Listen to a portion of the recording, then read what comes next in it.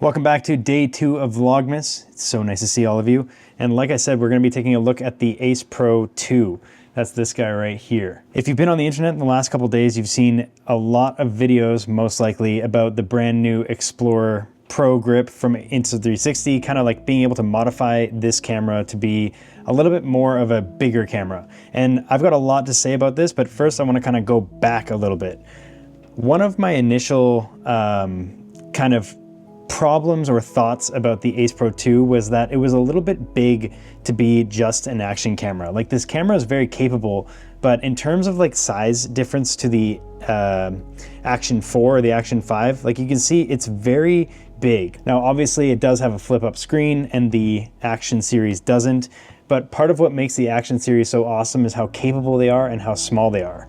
But that doesn't like really tell the whole story about the Ace Pro 2, because the photos coming out of this thing are actually really cool. And the fact that they got the Leica lens on there makes it even more enticing for people like me who just love Leica products.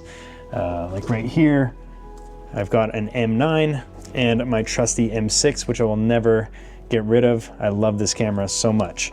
I've had a lot of Leicas, and the one that I'm using most these days is actually this one right here, the Ace Pro 2. When they initially announced the Explorer grip for the Ace Pro 2, I thought this was a really cool, you basically just slide it into the cage like that, and then you've got kind of a more traditional functioning action camera with video capabilities and photo capabilities.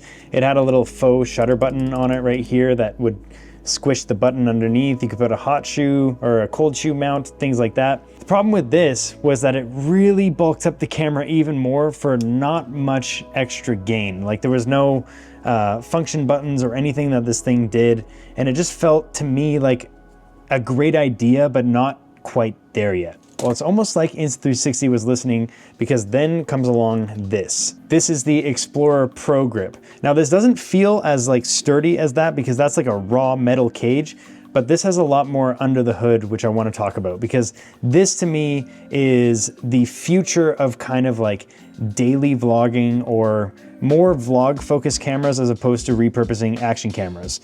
And let me show you how it works here. So you slide it in, you got to take the little door off of the side for the USB-C, because the grip itself actually connects here, boop, and then you've got built-in battery. So this case has like a 2000 mAh battery, probably like another, basically like an extra battery built in, and it will charge and use that battery while you're using your camera. Now you have a much more traditional camera looking thing. And I can tell you right now, like, this feels like a really solid point and shoot. It's a lot thinner and nicer designed than the original Explorer grip, and it adds a little zoom rocker here, a shutter button that you can actually take this off and put in a different one. And this is one of my favorite parts. This is like a custom mode dial, which you can assign anything to, really. The whole thing just now feels like something in between an action camera and in between like a bigger camera, like a Lumix S9 or a Canon V1. And funny enough, those are the two cameras that I was looking at adding to my kit, but I didn't want to break away from the action camera thing, because there are so much benefits to using an action camera for vlogging in terms of like their durability, the modes and functions they have built in, the wireless transfers and all that stuff. So this, when I first saw it, was like, yeah, that is going to be the perfect in-between from something like the Action 6 and the Pocket 3, which I'm filming on up here. And I will say, this is the first time where I've been interested in actually taking some photos with this, and I did just that. Especially now, because it's got this function dial, I like to use like an ND filter, put it on top, and then you can get kind of some shutter drag images. It also updated in having a few more profiles in there, a few more Leica profiles. I love the black and white high contrast. I used to use that all the time on my M10D.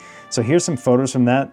Now these are obviously not the greatest photos. They're just me walking around and testing out the camera. But as I use it more, the more comfortable I get with the idea that the photos are actually going to be good.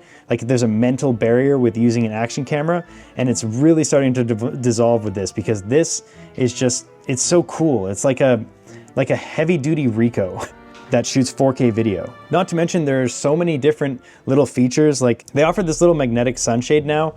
So it comes with a little like adhesive magnetic piece. You just pop that right on the back there. And now you've got a fully functioning sunshade on there for filming and being able to see at night. It's actually quite useful if you've ever tried to use one of these in the middle of the day. It's really nice to be able to get that glare off of the screen.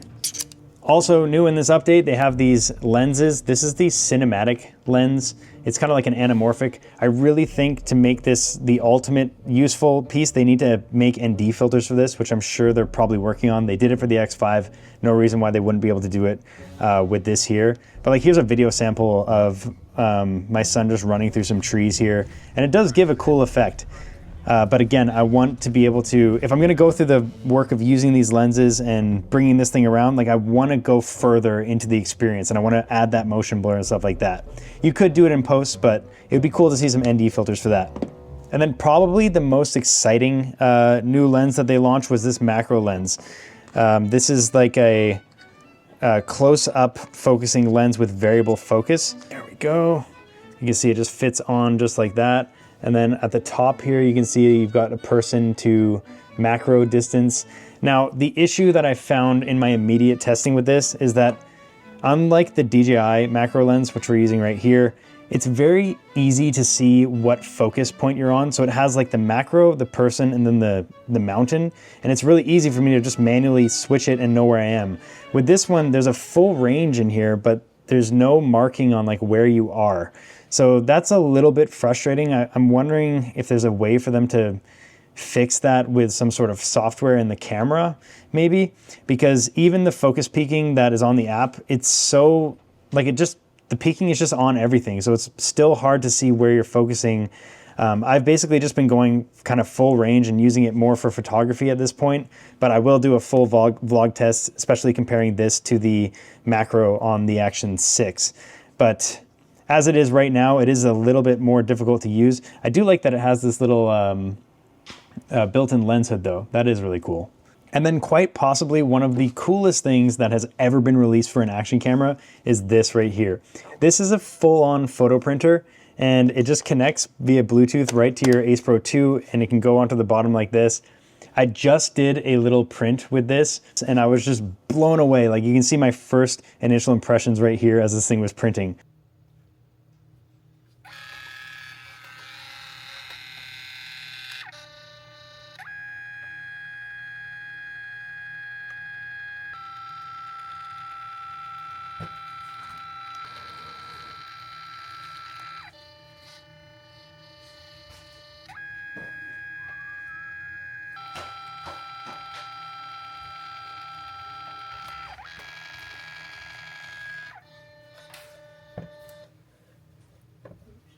I can't show you this picture, but I'm going to print a different one for you to see. It does take probably about a minute because it's got to do the whole pass thing a couple of times to get all the colors in there. But if you ever use like the Canon selfie printer, it's exactly like that. So all in all, I think this is a very important upgrade for Insta360 as well as like a flare out to the rest of the action camera, small camera companies and community things, because they've basically taken a year-old camera and they've added new features to it to make it just as relevant today as it was when it was released. And all of these things just like increase the amount of versatility and functions that your camera can do without having to buy a new camera right away. And I think that's really cool.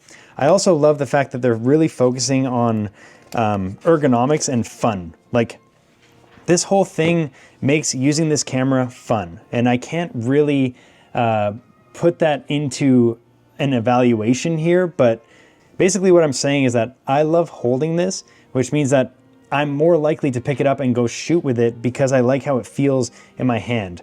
Like the image quality conversation kind of died with the iPhone 13, I would say.